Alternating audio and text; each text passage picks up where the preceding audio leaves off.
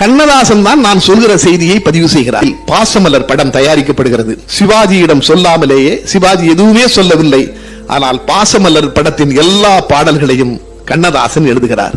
பாடல் பதிவாகி சிவாஜியிடம் போகிறது, வீட்டிற்கு போகிறது. சிவாஜி பாசமலர் பாடலை முதலாக கேட்கிறார். பாடலை கேட்க கேட்க அந்த மலர்ந்து மலராத பாதி மலர் போல பாடலை கேட்க கேட்க அப்படியே சிவாஜியுடைய கண்களில் இருந்து கண்ணீர் வழிந்ததாம். உடனே சொன்னாராம், அவனுக்கு போன போடுங்கயா கண்ணதாசனுக்கு, நான் உன்னை உடனே பார்க்கணுமே கண்ணதாசா.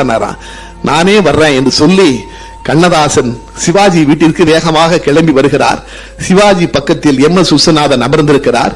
சிவாஜி வீட்டிற்குள் கண்ணதாசன் நுழைந்தவுடன் அங்கு வருந்தண்ணி பொறுக்க முடியாத சிவாஜி சோபாவில் இருந்து ஓடி எழுந்து வந்து கண்ணதாசனை கட்டி பிடித்திருக்கிறார். நீ சரஸ்வதிடா, நீ சரஸ்வதி, நீ சரஸ்வதி, நீதான் கவிஞன், நீ கவிஞன். இனிமே எல்லா படத்துக்கும் நீதான்டா எழுதணும், என் படத்துக்கெல்லாம்.